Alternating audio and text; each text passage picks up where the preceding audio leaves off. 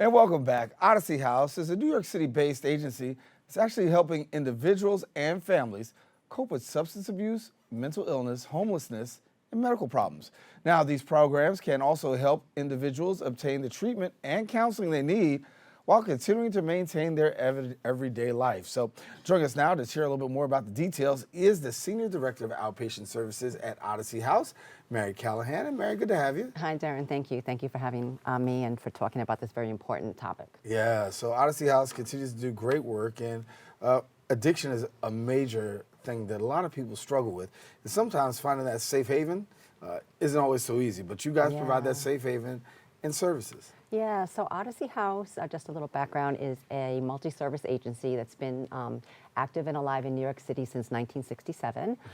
We provide individualized residential and outpatient treatment. We provide supportive housing programs. We provide vocational educational training and family services. So for people who are dealing, what are the biggest things that come through your door on a daily basis?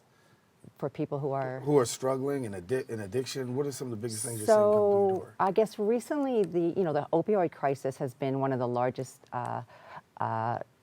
really crises that all substance abuse agencies have been struggling with, and not just in New York City, across the country, because as everybody knows that overdose deaths linked to the long history of prescription drug abuse and things like that has really come to a crisis level in the last 10 years or so.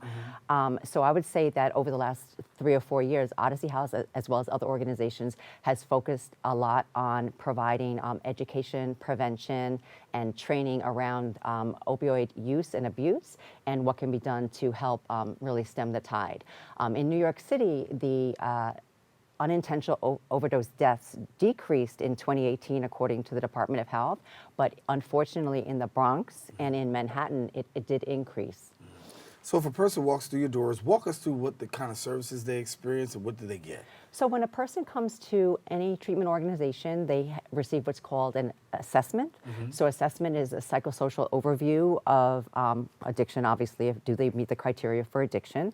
Do they have coexisting mental health illnesses? Do they have any kind of psychosocial stressors such as food insecurity, housing concerns, family estrangement?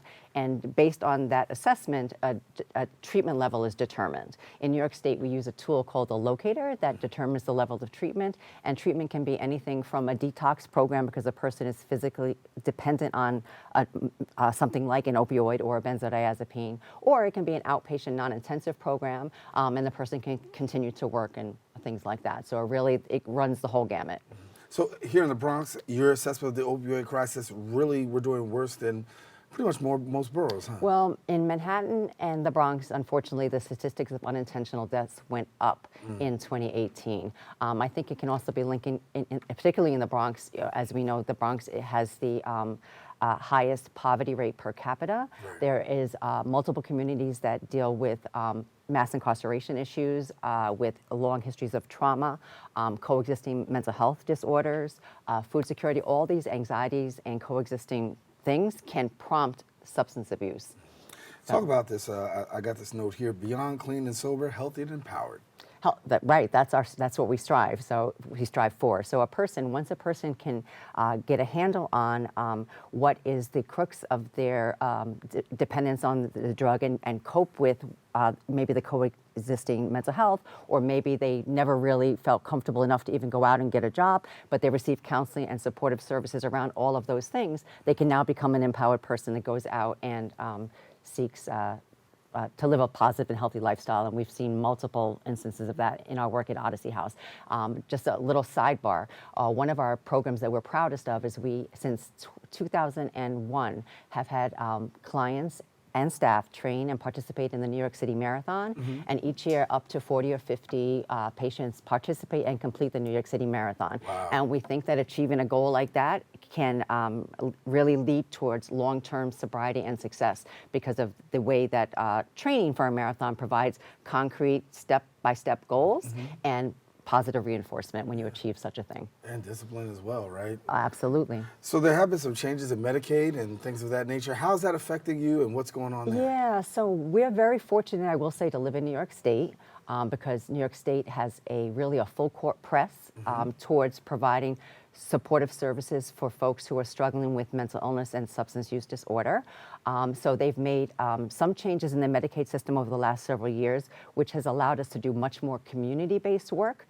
Previously, treatment was really isolated to the clinic setting, and as we know, when people leave a safe environment and go back to often neighborhoods what prompted issues to start with, they sometimes, there's recidivism and people relapse and things like that. So the very fact that we can bring the treatment into the community, see people in their homes, do outreach in hospital emergency rooms, and go out and if a person disengages from treatment, go out and actually look for the person. It helped us to increase engagement in treatment, and if a person, the length of time a person remains engaged in treatment really dictates their success in treatment.